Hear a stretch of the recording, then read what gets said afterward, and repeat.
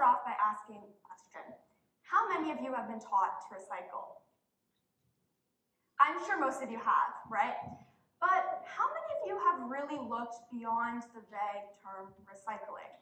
Now, don't get me wrong, recycling is great and you should keep on doing it. But it's really not as effective as we've been taught. In fact, studies show that global plastic recycling rates have failed to reach 2 digits. That's less than 10%. Now, I want to shift away from talking about recycling quickly and ask another question, just food for thought. What first comes to mind when you think of fighting climate change? Is it that we must employ more green technology or stop fast fashion because that's what social media or the media has been focusing on? Well, unfortunately, it's not as easy as it seems. You see, the past few years, we've grown accustomed to prioritizing our economy, dealing with things like inflation rates, especially after COVID.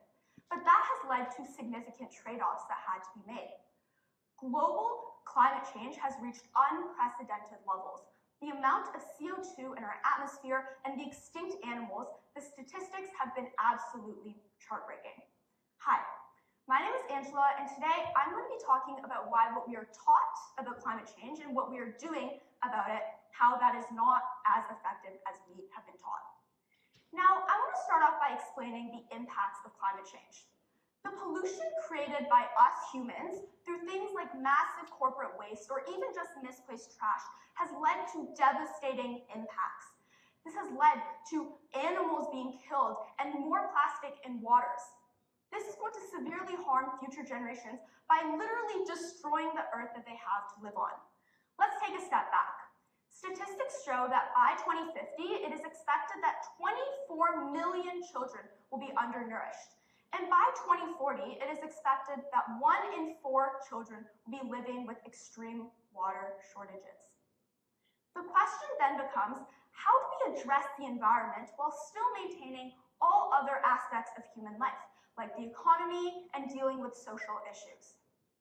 Now, I want to talk about something that has come up. For many years, countries have defaulted to adapting to the same global solution. And even a basic Google search of reducing climate change can agree. We see images of more clean energy and recycling. And there's been a general consensus that we should all try to eliminate fossil fuels, work on getting more clean energy, even the big focus that recycling is the solution to all our problems. But in reality, it really doesn't do all of that. In fact, a case study shows that 5% of the US's plastic waste is properly recycled. And a California general attorney did research that major companies use the fact that plastic can be recycled as a way to manipulate customers into buying their plastic products. Absolutely devastating. Now, the people I want to talk about today are countries who don't have as much capability, developing or poor countries. We're used to living in a country like Canada or the US, where we have access to lots of big companies like Tesla, who can create and innovate new technological processes.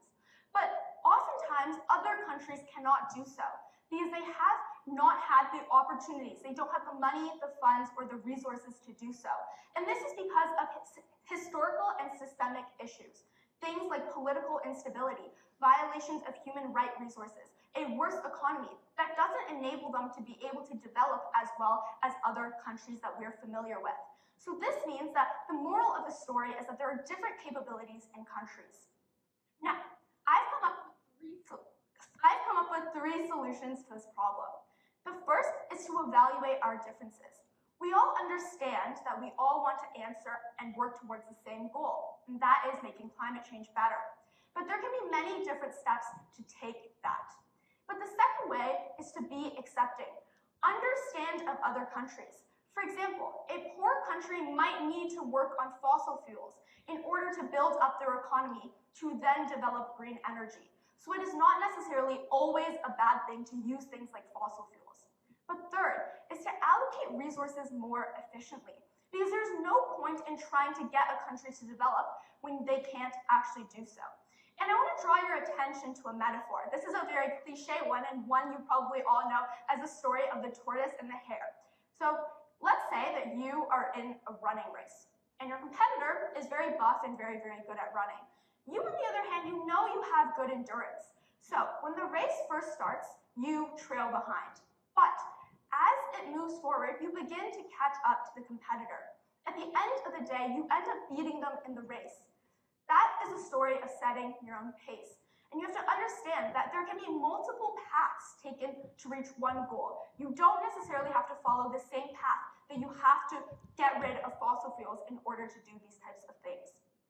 Now, the implication of this is that more countries feel as if they have a say on a global level. And this also boosts citizen morale because they think that now they don't have to compete with these big and rich countries when they can do what they do best to begin with in order to fight the problems.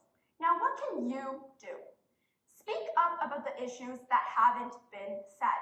Continue to recycle because that's great, but the majority of climate action shouldn't just be focusing on this one action, which is recycling. Talk about awareness and spread awareness about other issues that might arise and the systemic problems that exist in the system. This looks like lots of large corporations who are the main contributors to plastic waste and climate action. So the moral of the story and what I want you to take away from today is to set your own pace. There shouldn't be one way to do things because there can be multiple paths to actually achieving something, and everyone can achieve this. Think about it. Climate change is a global issue that every single person in the world faces, and it's going to continue getting worse. Animals will continue to go extinct.